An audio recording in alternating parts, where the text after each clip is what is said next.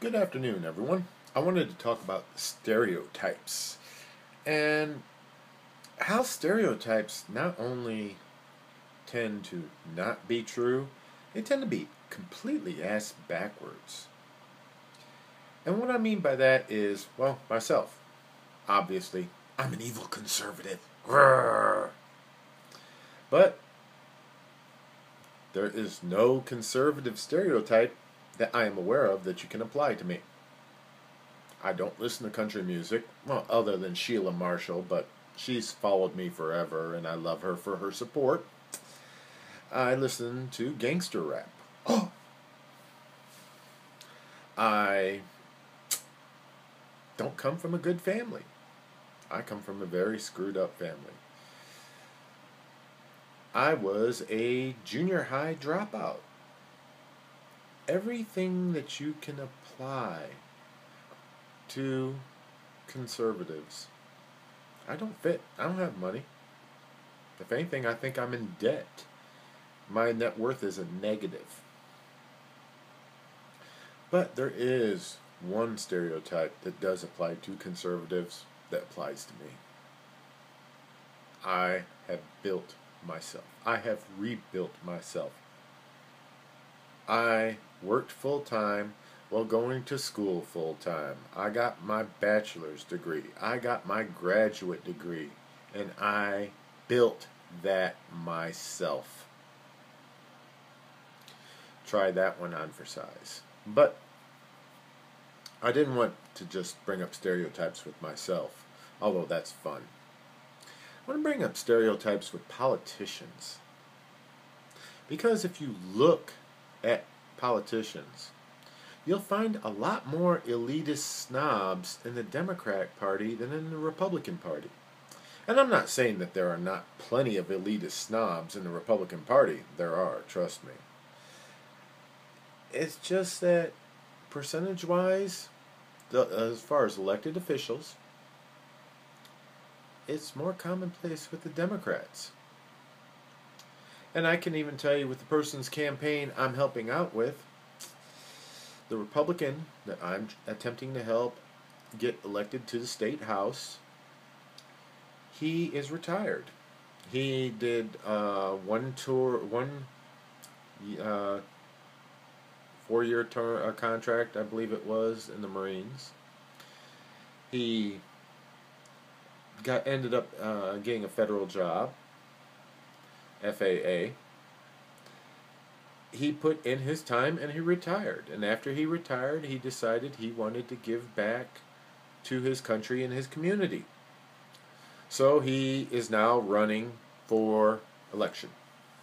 Gentleman is in his late 50s, maybe his early 60s. I haven't really discussed his age. The person he's running against is in his early 40s. This person, they're both local boys. They're both local boys. This person, however, after graduating high school, ran off to Yale. After finishing his degree at Yale, he became an investment banker in New York City for Goldman Sachs. Did pretty well at it. Made himself about net worth now about $40-50 million, and then he retired and returned back here. Of course, because it's cheaper to buy an election in nowhere heartland USA than it is in New York City. And I can sit down and talk to Chuck. And Chuck never struck me as somebody who thinks they're better than everyone else. From the first time I met him and he told me that he was running for office, I've seen his opponent. This person just, even when he's around his supporters, he just has a problem keeping his nose from scraping the ceiling. It's like he needs someone to just attach something to his nose, like in the Macy's Days Parade, attach the ropes just to keep his nose down. And this is for a small job paying $35,000 a year for a state house, and he's invested hundreds of thousands of dollars in his own money to win 4 years ago. There's something really fishy about this person. Obviously, he has plans for higher office, and he's not afraid to use his own money to buy it. And somehow or another, this is the person that the average man can relate to? Nay, nay, I say. I'm not buying it. And if you look at all of these elected officials, you will find a higher percentage of millionaires on the left than on the right. Those of us on the right, we're fanatics. We're right-wing nut jobs. We love that Constitution. We love that old document. And we will destroy the world to protect it. Those on the left, they love power. They love that rush that they get commanding over you. They love for you to make fools of yourself and serve them so blindly and faithfully. Makes them feel like Darth Vader. So, America, decide who you want to vote for. Do you want to vote for the person that you can sit down and have a beer with, that you can enjoy a glass of wine with, that you can have a scotch and a cigar with?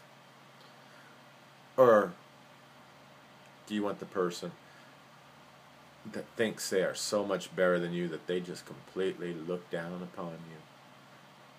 And I say this not only to those of you on the left, I say this to those of you on the right too.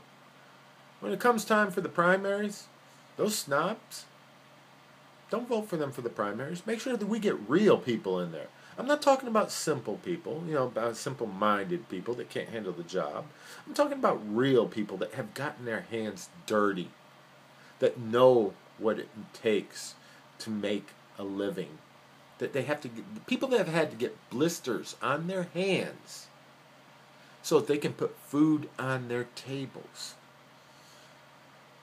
And there is no dishonor in that. There's no dishonor in hard work. Anyone that thinks that there's dishonor in hard work is a damn fool. Just like there's no dishonor in getting paid for what you know rather than for what you can do physically. But there is dishonor in anyone from any social group that thinks they are better than either one of them just because they are in a different group. Just a random video to think about. Much love to all of you on the right, and to those of you on the left, my normal salute.